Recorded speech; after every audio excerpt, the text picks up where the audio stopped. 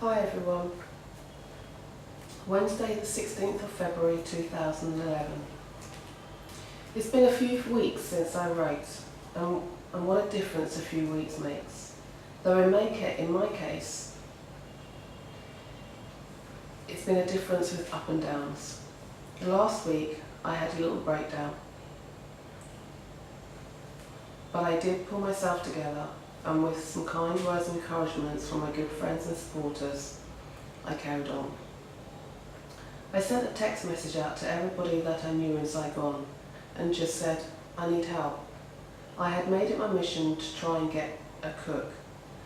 So I spent a lot of time on the phone talking with friends and people that knew people to see if I could find someone to help me feed these children.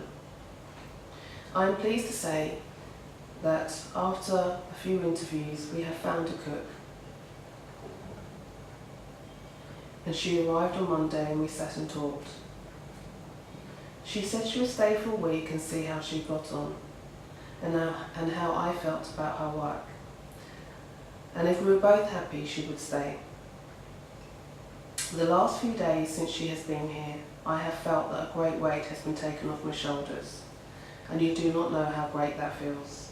The food she has been cooking has been lovely. The cook is called Hui, and she has never been married. And she gets on well with the children. She is a lovely lady, always smiling, and it has been so much better knowing that I have someone to help me. And she seems to have settled into Allambie well. I am keeping everything crossed that she stays, as the difference it has made to my life is amazing. And not having to try and get to the market at 6:30 in the morning to try and get the food and figure out how to cook Vietnamese food for these children. But instead having this lovely Vietnamese lady cook has made my life so much easier. I have also found a teacher for the two youngest children, and again, it is someone I know. She is called Miss Bit, and I have also known Miss Bit for 4 years.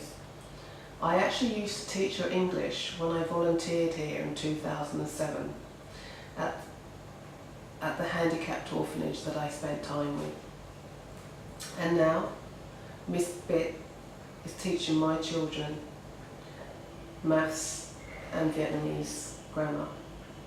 Miss Bit is a lovely lady, and again the children are getting on well with her. And my lawyer has also helped me to get Truk into a school. After I spent some time with the lawyer, going through the school things for Truk, he invited me round to his mother's house, which happens not to be so far from us. His mother is a much older lady, and she can speak English. I sat down with her, and we talked, and she took my hand and kissed it and said, "Do not worry, we are here for you." And so my lawyer helped me get Truk into school, spoke to the head teacher, told her we didn't have all the papers for her, but thankfully they have allowed Truk into school. It was Truk's first day at school yesterday, and she was very excited to go and came back with the biggest smile on her face. I thought about her all day, and I'm hoping now that she will settle into school and make friends, as this will help her ease her into her new life here at Allambie. The lawyer's mother also took me to the local market right near my house, which I never knew about, as it was tucked away down an alley. She took me shopping and introduced me to the local stall holders and talked to me about the fruit and veg. And then she gave me a Vietnamese cookery lesson, which I have to say was brilliant, as I have been watching YouTube videos trying to learn how to cook Vietnamese food. For me as a chef, to watch all these ingredients come together was brilliant. And to be able to be taught these by a lovely Vietnamese lady was even better. To be standing in her house cooking and just magically smelling these ingredients come together was divine. To see the kids running down the street to eat was brilliant, and so now I know the basic cooking methods of Vietnamese food. And I can now at least make a few more dishes. On Monday was St. Valentine's Day, and at 5:30 a.m. I heard a knock on my door. It was Tiet, and he presented me with a red rose and said, "Happy Valentine's, Mum. I love you and thank you for looking after us all." It was a special moment, and I was very chuffed to receive this rose, even if it was 5:30 in the morning. I also managed to get a day off.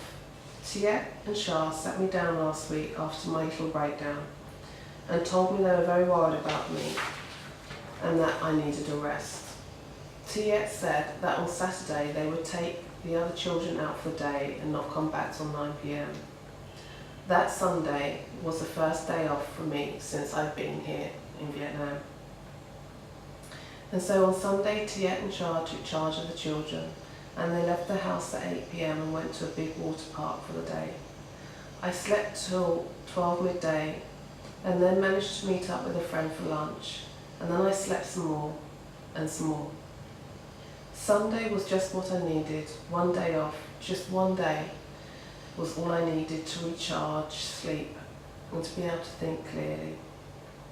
I have waited a long time for that one day, and actually it wasn't my friends that came, it wasn't my friends here in Saigon that helped me to get that one day off, but my new family. And it goes to show that sometimes in life things happen and you get let down, and sometimes things happen instead for the better. So for me it was my kids that saved me and restored me back to my old self. There is still a lot of hard work ahead of me as I forge ahead with my plans and dreams for Allambie, and I'll be working harder to get more children. But now for the first time I can finally see that the little glimmer of light at the end of the tunnel.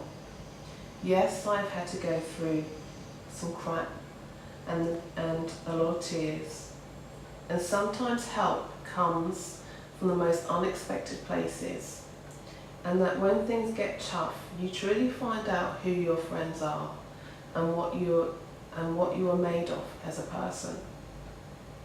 Sometimes it's hard to face the truth, and you make mistakes along the way, but as long as you admit that you have made mistakes and learn through those experiences, it makes you a much better person. No, I am not perfect.